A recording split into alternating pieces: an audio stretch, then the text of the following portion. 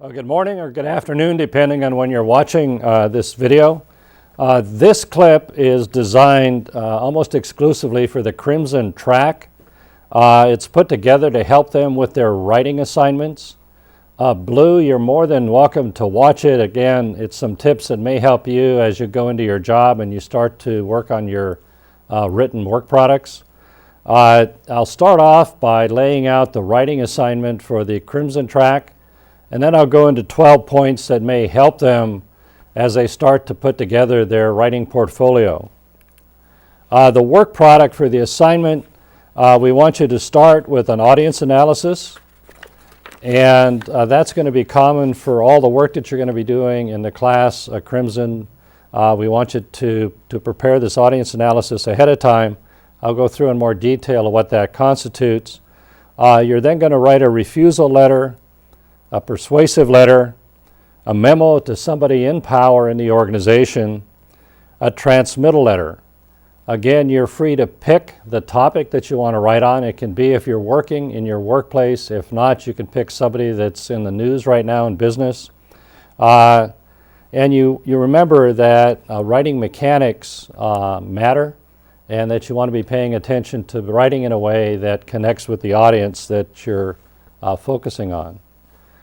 For your audience analysis, here are some of the components. Again, there's other tips that are available to you to expand this. This is just a starting point. But you want to think about the person that the communication is directed towards. So you can almost close your eyes and envision the person that you are writing to or in the oral presentation speaking to.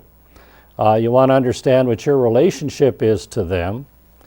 And then analyze how this person likes to receive information. Think about the age of the person. That'll give you some clue as to how to approach them. Again, what their educational level is. You want to write to their level. You never want to write down to somebody or to try to appear smart. The cultural background. Be very, very attentive to cultural issues, what their work experience is, and what their gender is. So that's an effective approach towards putting together a good start on an analysis. The points that you're going to earn on your portfolio, for your work product, there's 120 points possible. You are going to be editing somebody else's work, and they're going to evaluate your skill as an editor, and you can earn a maximum of 30 points for that. So this whole package is worth 150 points. So let's start to take a look at why it is such a challenge for people to write. Many of us have writing apprehension. It can be caused because when we were younger, we had some problems with our writing skills, or we were never taught. We may not have the knowledge that's necessary to get things done. And we can fix this. Here on campus, there's a number of writing labs that are available to you in the College of Business and in the English department. You want to take advantage of that. In class, you're going to be practicing learning how to just write it, get the drafts out, and then make it better.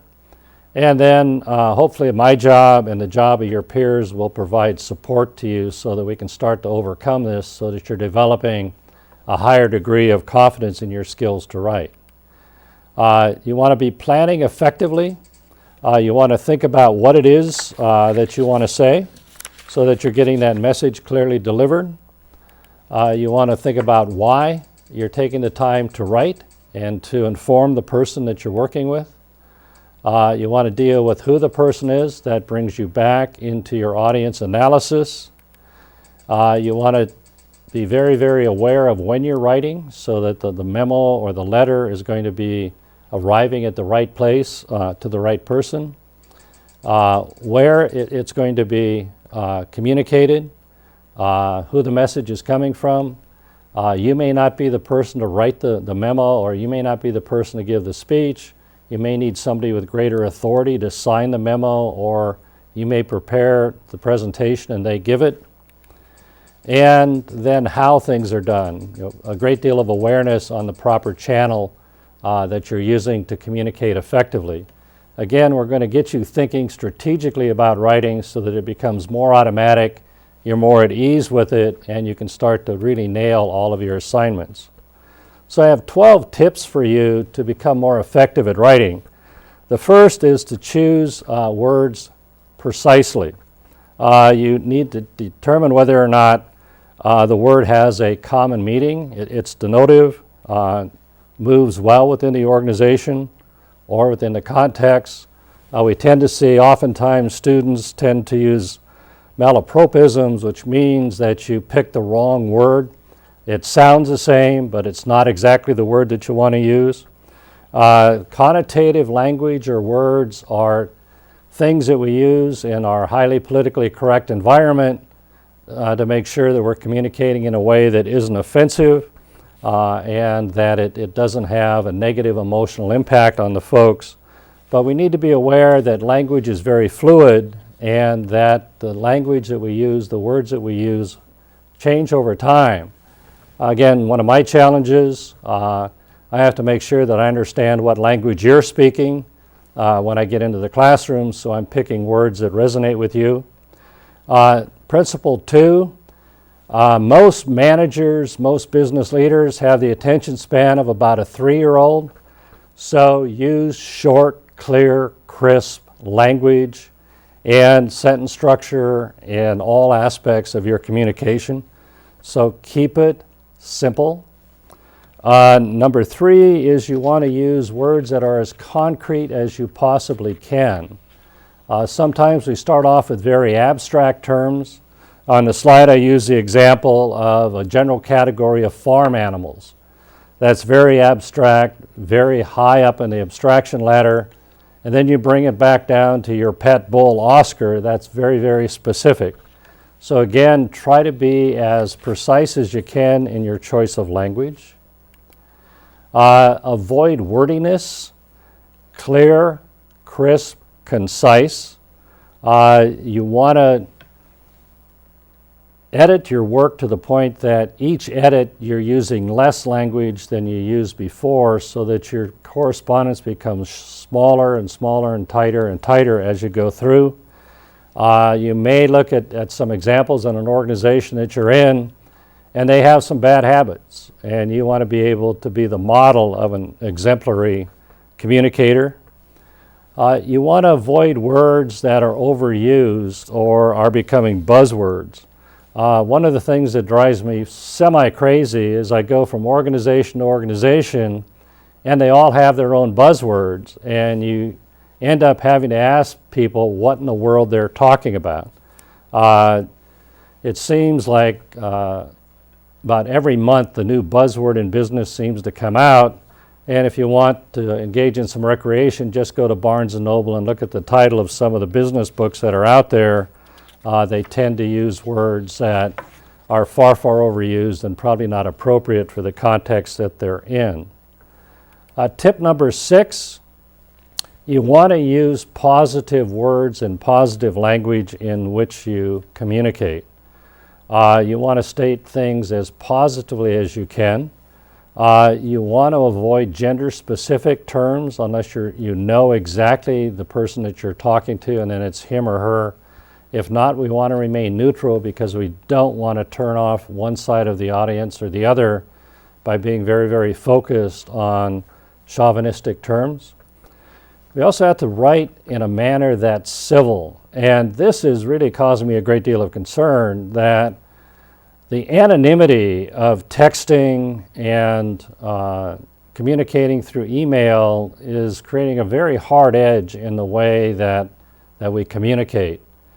And it's creating some very inappropriate responses. I'd read in the newspaper that an organization just settled a very, very large lawsuit, not because they did something that was wrong, but in the discovery stages, if the email correspondence between their managers were to be made public, it would have done severe damage to the reputation of the organization.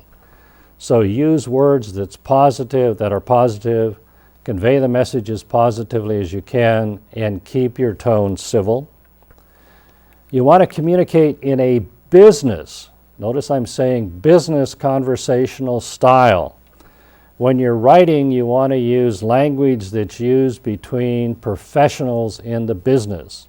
You're not talking to somebody at your local pub or one of your buddies that you grew up with. You don't want to be using the language that is very comfortable to you in that context. We want to use language that connects well with the receiver so that they can understand what you're doing and that you're communicating a message that you're an educated professional person. Like with words, you want to keep your sentences relatively short, and you don't want to write in run-on sentences.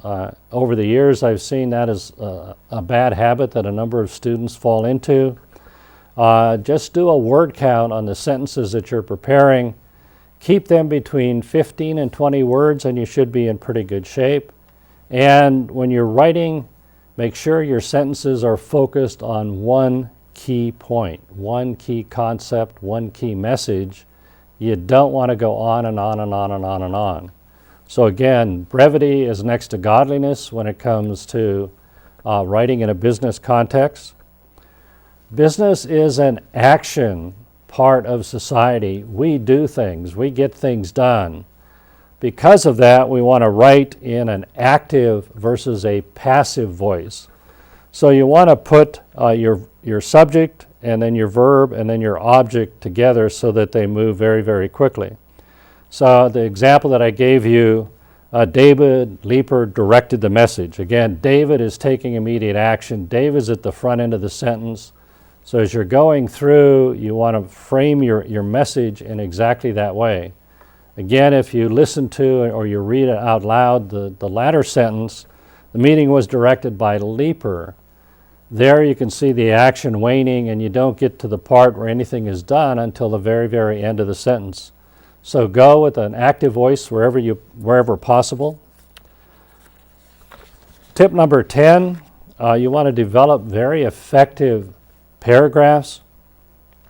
Going back to a number of your assignments, I'm going to require that you outline before you write, that you outline before you present your oral presentation. That'll force you to get yourself organized so that when you're writing a report, you'll see that paragraph 1 has a specific message, and that easily translates into paragraph 2, which translates into paragraph 3. So that there's a very nice flow to your paragraph structure, and that your paragraphs are focused on one topic and one topic only. Remember, go back to the attention of a 3-year-old of most business leaders. The paragraphs have to be clear, crisp, concise, and focused. You want to develop coherence. When I read your work, I want to have a nice flow. Oftentimes when I'm reading a letter or I'm reading the reports that you turn in, it feels like somebody's shooting at me with a machine gun.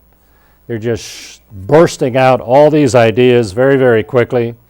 And I want you to use transitional phrases so there's a flow between sentences and a nice flow between paragraphs. You can do that by repeating key words that are in a preceding sentence or in a preceding paragraph. And you can use pronouns or synonyms to help work that bridge. And if you go into your HOW 13, you'll find that there are a number of transitional phrases that'll also help you be successful.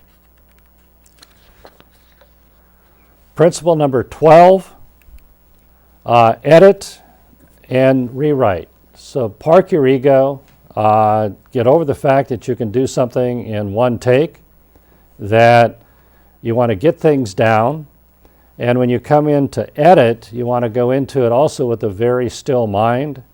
So you read the entire document that the person is giving you to edit, then you go back through and you start to examine it based on the previous 11 principles, searching for clarity, searching for concreteness, searching for conversation, the right tone, edit for grammar, the writing mechanics, make sure that they're on target, check to make sure that there's a clear start, middle, end to what's being done, And again, as you're writing and as you're doing your oral reports, accept the fact that you have to create multiple drafts and do a number of run-throughs. So let's wrap up sort of these tips for you. You want to use very, very clear English. It's not a time to get fancy. You want to eliminate unnecessary words and phrases. If you're using abbreviations or acronyms, explain what they mean at the start of a paper or at the start of a report so people know what's going on. Avoid buzzwords or jargon. Again, clear, crisp understanding. Eliminate phrases that are cumbersome or seem unnatural to the flow of what you're doing. And use small words. You want to be working in an active voice, so check to make sure that if you're editing, that the author has been very, very action-oriented in both their language and their presentation. And you want to go in and correct spelling and grammar errors, and then pay attention to sexist comments or sexist language that may be turning off any particular audience. Again, this is designed primarily for Crimson. Refer back to this as you go through and you start to write, and use it as a guide along with your HAL 13 for you to become a far more effective writer.